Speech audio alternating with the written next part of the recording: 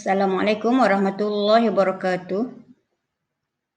Alhamdulillah, bersuara kita dalam perkongsian pendidikan Islam tingkatan 2 dalam bidang akhlak Islamiah pelajaran 26.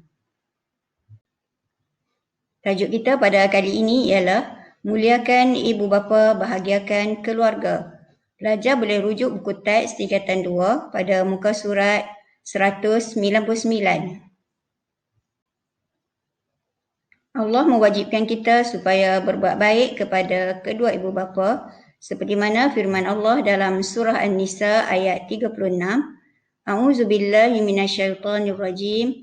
Wa'budullaha wa la tusyriku bihi syai'a wa bil walidaini ihsanan wa bidzil qurba wal yatama wal masakin wal jari zil qurba wal jaril junubi was sahibi bil jambi wa ba'nis sabili wa ma malakat aymanukum innallaha la yuhibbu man kana mukhtalan fakhura, yang bermaksud hendaklah kamu beribadat kepada Allah, janganlah kamu mempersekutukan Allah dengan sesuatu, hendaklah kamu berbuat baik kepada kedua ibu bapa dan kaum kerabat, anak yatim, orang miskin, jiran tetangga yang dekat dan yang jauh, rakan sejawat, orang musafir yang terlantar dan hamba sahaya yang kamu miliki. Sesungguhnya Allah tidak suka kepada orang yang sombong, takbur dan membanggakan diri. Ini hadis daripada Abdullah bin Amr. Rasulullah sallallahu alaihi wasallam bersabda, ridha Rabbi fi ridhal walid wa sakhatur Rabbi fi sakhatil walid, yang bermaksud ridha Tuhan, yakni Allah Subhanahu Wa Taala, terletak pada ridha ibu bapa, dan kemurkaan Tuhan, yakni kemurkaan Allah Subhanahu Wa Taala terletak pada kemarahan ibu bapa. Kita perlu beradab kepada ibu bapa dan keluarga. Cara beradab pada ibu bapa dan keluarga adalah melalui hati, melalui percakapan dan melalui tingkah laku kita. Kita lihat aspek yang pertama, cara beradab pada ibu bapa, iaitu melalui hati. Setiap anak wajib berkasih sayang terhadap ibu bapa, contohnya sentiasa menjaga hati dan perasaan serta tidak membenci mereka.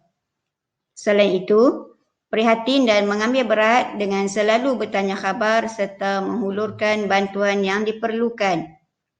Seterusnya, menghormati antara satu sama lain dengan memupuk kasih sayang dan membina keluarga bahagia. Contohnya selalu ceria dan menunjukkan muka manis di hadapan mereka. Seterusnya, cara beradab pada ibu bapa dan keluarga melalui aspek percakapan, iaitu bersopan santun, bercakap dengan nada suara dan intonasi yang lemah lembut. Contoh, tidak meninggikan suara dan tidak marah. Yang kedua, tidak menyanggah percakapan ibu bapa, mendengar dengan penuh prihatin. Jika tidak bersetuju dengan apa yang diperkatakan, diam sahaja. Seterusnya, menggunakan suara yang lembut bagi menyenangkan hati dan menjaga perasaan mereka. Seterusnya, kita lihat pula dari aspek tingkah laku. Cara beradab kepada ibu bapa dan keluarga melalui aspek tingkah laku ini ialah selalu menziarahi ibu bapa dan keluarga jika tinggal berasingan. Dengan mengunjungi mereka dapat menghilangkan perasaan rindu terhadap anak dan cucu. Kedua, menjaga hubungan baik dengan kawan ibu bapa dan mengeratkan silaturahim dalam masyarakat. Seterusnya, cara beradab melalui tingkah laku ialah merawat dan menjaga ibu bapa yang sakit dan tua. Contohnya, membawa mereka ke hospital untuk mendapat rawatan yang sepatutnya. Selain itu, dengan memberikan nafkah atau perbelanjaan kepada ibu bapa. Seterusnya, apakah kepentingan beradab kepada ibu bapa dan keluarga?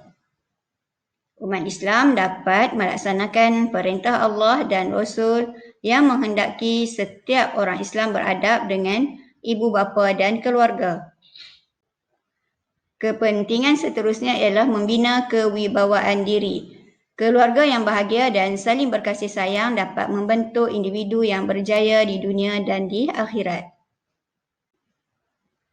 Kepentingan seterusnya ialah menjadi contoh teladan kerana setiap orang yang beradab dengan ibu bapa akan diikuti oleh orang lain.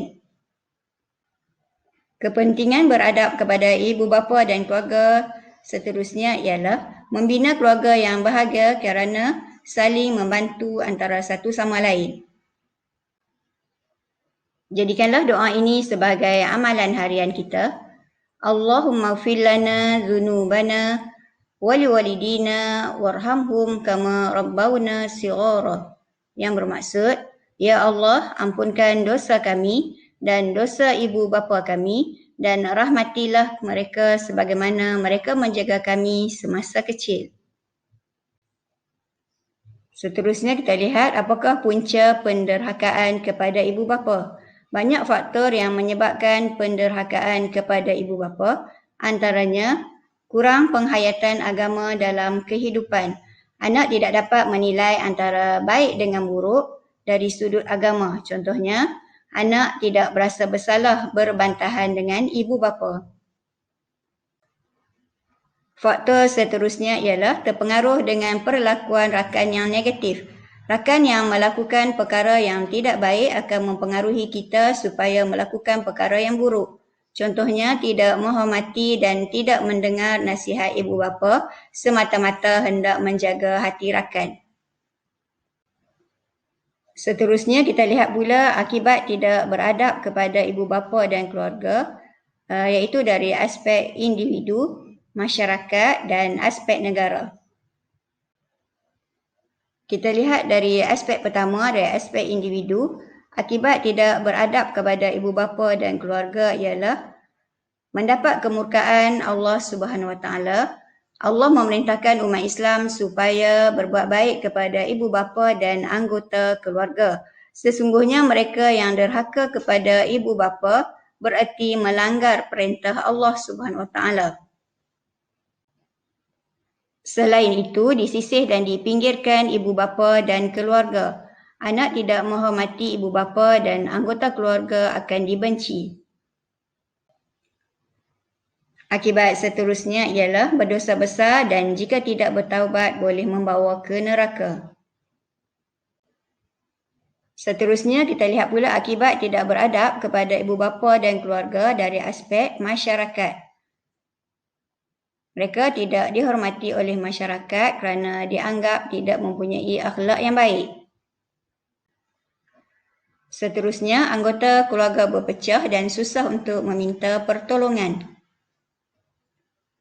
Seterusnya, susah untuk mendapat kawan yang baik kerana orang yang baik tidak akan berkawan dengan kita. Mereka menjauhkan diri kerana tidak mahu terpengaruh dengan orang yang tidak berakhlak. Seterusnya, kita lihat pula akibat tidak beradab kepada ibu bapa dan keluarga dari aspek negara. Negara tidak maju kerana institusi kekeluargaan runtuh. Seterusnya, negara tidak aman dan makmur kerana rakyat tidak bersatu padu. Seterusnya, berlaku pelbagai gejala sosial yang menyebabkan kerajaan terpaksa membelanjakan banyak wang, tenaga dan masa untuk pemulihan akhlak. Selepas mempelajari tajuk ini, cuba kita uji minda. Yang pertama, nyatakan dalil nakli kewajipan beradab kepada ibu bapa dan keluarga. Kedua, terangkan dua cara beradab kepada ibu bapa dan anggota keluarga. Ketiga, jelaskan dua kepentingan beradab kepada ibu bapa dan keluarga. Dan akhir sekali, yang keempat, jelaskan dua akibat tidak beradab kepada ibu bapa dan keluarga dari aspek masyarakat. Sekian dulu untuk kali ini. Jumpa lagi. Wassalamualaikum warahmatullahi wabarakatuh.